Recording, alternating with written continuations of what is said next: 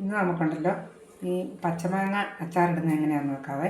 അപ്പോൾ കഴുകി വൃത്തിയാക്കി വെച്ചിരിക്കുന്ന 6 പച്ചമാങ്ങയാണ് ഇതുള്ളത്. നമ്മുടെ മാങ്ങ അരിഞ്ഞ് വെച്ചിട്ടുണ്ട്, മുഴുവൻ മാങ്ങായി അരിഞ്ഞു. ഇനി നമുക്ക് ഈ പാത്രത്തിലേക്ക് മാറ്റാം.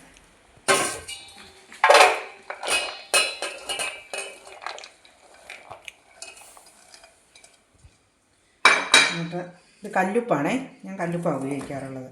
ഇത് നമുക്ക് ഈ ഉപ്പ് ഇതിൻ്റെ മണ്ടയിലേക്ക് ഇത്ര ഉപ്പ് ഇട്ട് നമുക്ക് ഉടനെ ഒന്ന് വെക്കാം.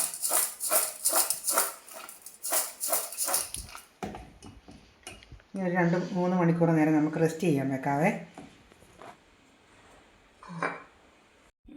ഇത് നമ്മുടെ അരിഞ്ഞു വെച്ച മാങ്ങ നമുക്ക് ഇനി അച്ചാറിടാവേ. ഇപ്പം വെച്ചിട്ടൊരു 4 മണിക്കൂറായിട്ടുണ്ട്. കണ്ടോ, ഉപ്പൊക്കെ ഇട്ട് വെച്ചപ്പോഴത്തേനും കണ്ടോ ഇതിനകത്ത് ഈ മാങ്ങയുടെ തന്നെ വെള്ളമൊക്കെ ഇങ്ങനെ ഊറി ഇരിക്കുന്നുണ്ടോ. നമുക്ക് അച്ചാറിടാം. ഞാൻ പിന്നെ ഓയിലൊഴിച്ചാണ് ഉണ്ടാക്കുന്നത്, സൺഫ്ലവർ ഓയിൽ. നമുക്ക് കടുക് ഇട്ട് കൊടുക്കാവേ.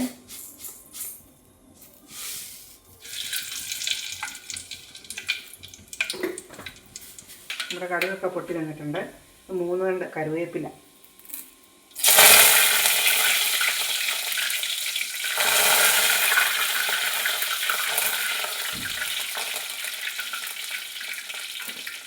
ഇത് ഒരു ചെറിയ കഷ്ണം ഇഞ്ചിയും ഒരു ചോള വെളുത്തുള്ളിയും കൂടെ ഒന്ന് ചതച്ചെടുത്തതാണ്. അതെടുത്ത് കൊടുക്കാം. ഇഞ്ചി ഒരു ചെറിയ കഷ്ണം മതിയേ, കടുമാങ്ങയ്ക്ക് ശകലം ഇഞ്ചി മതി. ഇനി ഒരു അത്യാവശ്യം വലുപ്പമുള്ള ഒരു ചോള വെളുത്തുള്ളി രണ്ടും കൂടി ഒന്ന് ചതച്ചെടുത്തത് മൂത്ത് വരും. നമ്മുടെ ഇഞ്ചിയും വെളുത്തുള്ളിയും കൂടെ മൂത്ത് വന്നിട്ടുണ്ടേ, കണ്ടോ, നിറമൊക്കെ മാറി വന്നിട്ടുണ്ട്. അപ്പോൾ തീ കുറച്ച് വെച്ചിട്ട് നമുക്ക് പൊടികൾ ഇട്ട് കൊടുക്കാം. 3 ടീസ്പൂൺ കാശ്മീരി മുളക് പൊടി. ഇനി ഇത് ഉലുവാപ്പൊടിയാണേ, 1 ടീസ്പൂൺ ഉലുവാപ്പൊടി. ഇത് 1 ടീസ്പൂൺ കടുക് പൊടിച്ചത്, മഞ്ഞൾപ്പൊടി, ആവശ്യത്തിനുള്ള മഞ്ഞൾപ്പൊടി.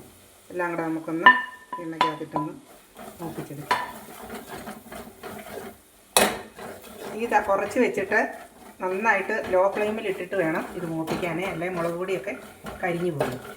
ഇപ്പോൾ ഇതിന് നമ്മൾ വേറെ പ്രത്യേകിച്ച് വെള്ളമൊന്നും ചേർക്കുന്നില്ല. ഇതുകൊണ്ട് ഈ മാങ്ങായ്ക്കകത്തുനിന്ന് തന്നെ ഉള്ള ഊറി വന്നിട്ടുള്ള വെള്ളമുണ്ടേ. അപ്പോൾ ഇത് മുളക് പൊടി മൂത്ത് വന്നിട്ടുണ്ട്. നമുക്കിതെല്ലാം കൂടെ ഇതിനകത്തേക്ക് ഇട്ട് കൊടുക്കാം.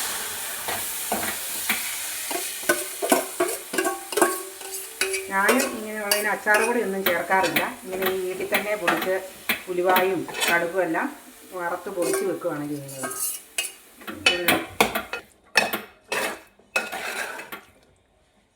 മാങ്ങാച്ചാറായതുകൊണ്ട് അങ്ങനെ ഒത്തിരി വേഗമുണ്ട് കേട്ടോ. നന്നായിട്ടൊന്ന് ചൂടായാൽ മതി.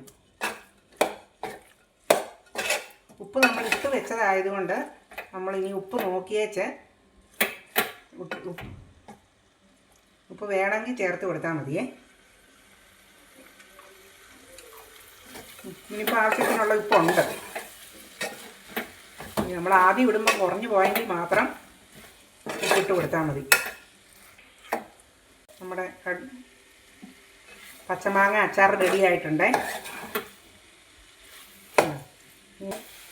അപ്പോൾ നമ്മുടെ മാങ്ങാച്ചാർ റെഡി ആയിട്ടുണ്ട്.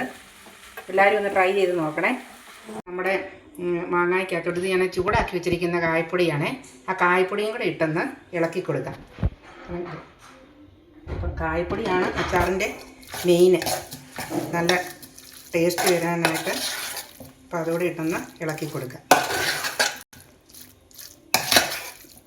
അല്ലാത്ത പൊടികളൊക്കെ ഇടുമ്പോൾ ആ കൂടെ വേണമെങ്കിലും കായപ്പൊടി ഇട്ട് മൂപ്പിക്കാം.